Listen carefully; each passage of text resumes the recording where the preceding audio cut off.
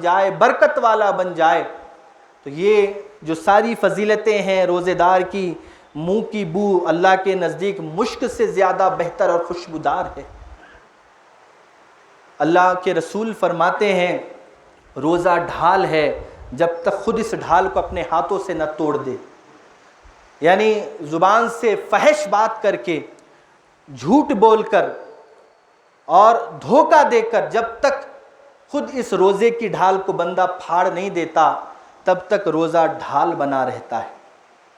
ہر ایک نیکی 10 گنا سے لے کر 700 گنا تک بڑھائی جاتی، ہر نیکی 1 گنا سے لے کر 10 گنا تک، اور 10 سے بعشر امثالیہ الی 700 ضعف، 700 گنا تک نیکیوں کا ثواب بڑھایا جاتا ہے۔ لیکن حضور فرماتے ہیں، اللہ فرماتا ہے وَالصَّوْمُ لِي إِلَّا الصَّوْمُ، تمام نیکیاں 700 گنا تک بڑھائی جاتی ہیں سوائے روزے کے۔ فرمایا وہ کیوں؟ روزہ بھی 700 گنا تک ثواب کیوں نہیں دیا جاتا؟ حضور فرماتے ہیں کہ اللہ فرماتا ہے کہ نہ روزے کو تم تولو نہیں، ناپو نہیں، 200 گنا، 300 گنا، 700 گنا، نہ، روزے کو نیکیوں میں نہ تولو۔ پوچھا وہ کیوں؟ فرمایا وہ صوم لی، کیونکہ روزہ میرے لیے ہے، اور چونکہ روزہ میری خوشی کے لیے ہے تو میں ہی اس کا ثواب دوں گا، اسے محدود نہ کرو۔ فرشتوں یہ نہ لکھو روزے کا ثواب اتنا ملا، اللہ اکبر، کتنا بڑا ثواب۔ ہر ایک عمل کی نیکی لکھی جاتی ہے، ختم، مسئلہ ختم ہو گیا۔ آپ نے اچھا کام کیا، نام اعمال میں لکھا جاتا ہے اتنی نیکیاں مل گئی، چیپٹر کلوز، اس کے آگے اب نیکیاں نہیں، اتنے نیکیاں لکھی جا چکی۔ لیکن روزہ ایسی چیز ہے اللہ اس کے اجر کو بچا کے رکھتا ہے۔ کیا پتہ بروز محشر یہی روزہ، ایک روزے پر میں اور آپ بخش دیے جائیں، یہ اللہ کی رحمتوں سے بعید نہیں ہے۔ ایک روزہ میرے اور آپ کی بخشش کے لیے کافی ہے۔ ہاں وہ روزہ ویسے کمال والا بھی تو ہونا چاہیے، وہ روزہ اس ایمان پر بھی تو کھرا اترنا چاہیے، وہ ایمان ویسے دل میں بھی تو ہونا چاہیے، اور وہ دل ویسی گندگیوں سے پاک بھی تو ہونا چاہیے۔ تو جب دل ایسا، ایمان ایسا، تو پھر روزہ بھی ایسا ہوگا، اور جب روزہ ایسے کمال والا ہوگا تو بس وہ ایک روزہ کافی ہوگا۔ اللہ کی رحمتوں سے ہم امیدوار ہیں۔ تو عزیزان ملت اسلامیہ، یہ سارا کچھ جو اللہ اس ماہ مبارک میں عطا فرماتا ہے، یہ اس تمام کے لیے ایمان شرط ہے، اور ایمان کے لیے ان تمام چیزوں سے پاک ہونا شرط ہے۔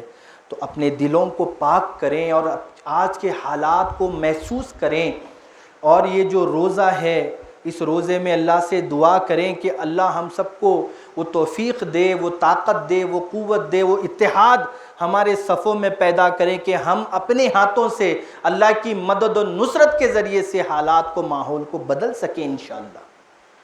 یہ ہمارے ہاتھوں میں ہے، لیکن اللہ کی بارگاہ میں ہمیں چاہیے کہ ہم اپنے تکلیفوں کو پیش کریں، اپنے دکھ کو پیش کریں۔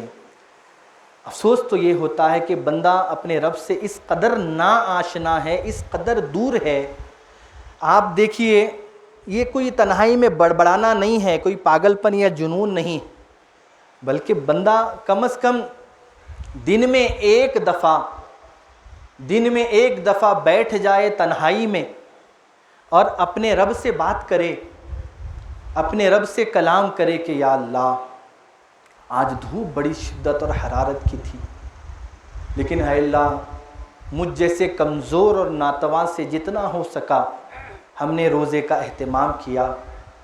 یقیناً مجھ سے روزے میں غلطیاں ہوئی، کوتاہیاں ہوئی، زبان درازیاں ہوئی، دوسری کی عزتوں کو تار کرنے کے میں نے منصوبے بنائے، دوسروں کی عزتوں کے در پہ آنے کے میں نے منصوبے بنائے۔ یا اللہ غلطیاں ہو گئی، گناہ ہو گیا، میں بہت برا ہوں، لیکن میرے مولا تو بہت اچھا ہے، تو یہ جیسا ہے جو بھی ہے میرا روزہ تو قبول فرما، اور جو غلطیاں ہو گئی ہیں مجھے نیک توفیق عطا فرما۔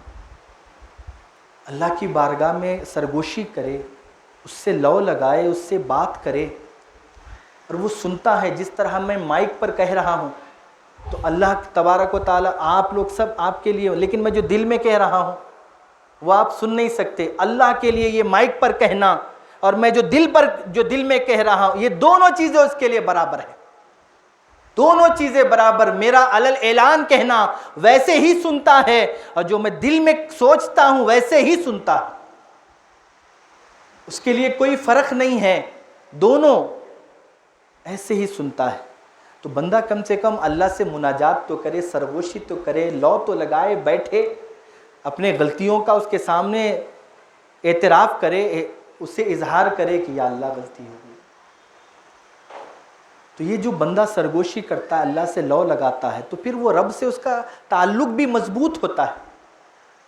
ہم اس کی طرف توجہ ہی نہیں کرتے، ہم نہ تنہائی میں بیٹھ کر اسے یاد کرتے ہیں، نہ تنہائی میں بیٹھ کر اس سے مناجات سرگوشی کرتے ہیں، نہ اپنے دل کا حال اسے سناتے ہیں، نہ اپنا دکھ اسے سناتے ہیں، نہ اپنی غلطیوں کو، جو گناہوں کو ہم نے خود محسوس کیا کہ یہ مجھ سے آج غلط ہو گیا، یہ غلطیوں پر اس کے سامنے ہم ندامت بھی نہیں کرتے، شرمندہ بھی نہیں ہوتے۔ اور دن ایسے ہی گزرتا ہے، زندگیاں ایسی گزرتی ہے، سال ایسے ہی گزرتے ہیں، اور ایسے ہی گزریں گے اگر ہم ہوش میں نہیں آئیں۔ تو آج ہوش میں آنے کی ضرورت ہے۔ اللہ تعالی ہمیں توفیق عطا فرمائے، اللہ ہمارے دلوں کو پھیر دے اپنی محبت اور